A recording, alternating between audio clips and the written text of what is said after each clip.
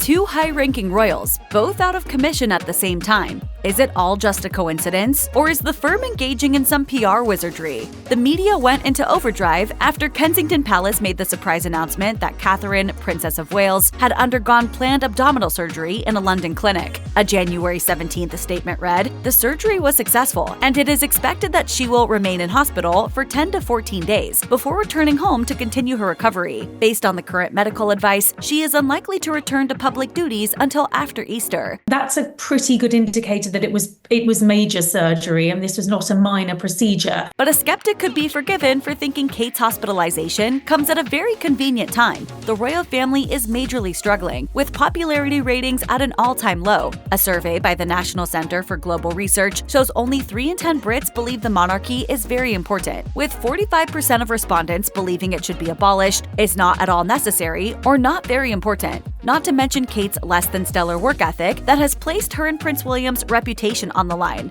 According to the official court circular, she conducted a lackluster 123 engagements during 2023, compared to William's aunt, Princess Anne, with 457. So it's unlikely anybody will even notice Kate's absence from civic life. I know what you mean.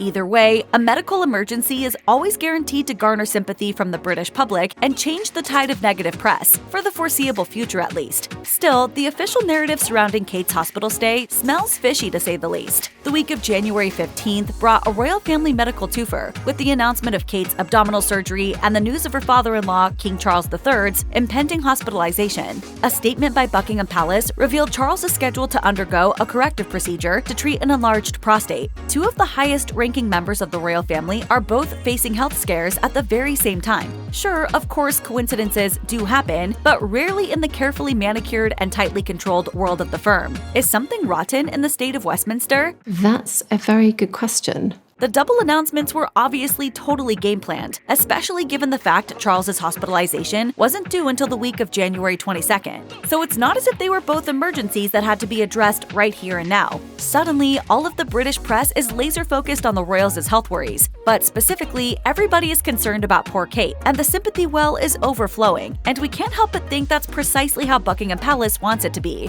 Because with citizens and the media focused on Kate, they won't be questioning how serious Charles's medical condition might be and wondering how precarious his royal reign is. If Charles's treatment is solely for an enlarged prostate and the condition is benign, why would the announcement come on the exact same day as Kate's? Something doesn't sit right with this twice-told tale of medical woe. When Charles took to the throne following his mother's death in February 2023, it was a decidedly lackluster affair. As The Guardian notes, it felt far from the dawn of a new era and more like the same old same old. The public is increasingly over all the pageantry and pompous privilege that accompanies royalty, not to mention the ludicrous bill the taxpayers are forced to foot, all while a cost of living crisis continues unabated. Charles was 73 when his reign began, an age when many others hoped to retire, not start their dream job. It's crystal clear that Charles has never been a fan favorite. In fact, given the firm's ever-declining popularity ratings, there's a strong argument to be made that the royals' whole future rests in the balance. The notion of nobility already feels like it's dying out. The last thing that's needed is to feel like the literal embodiment is too.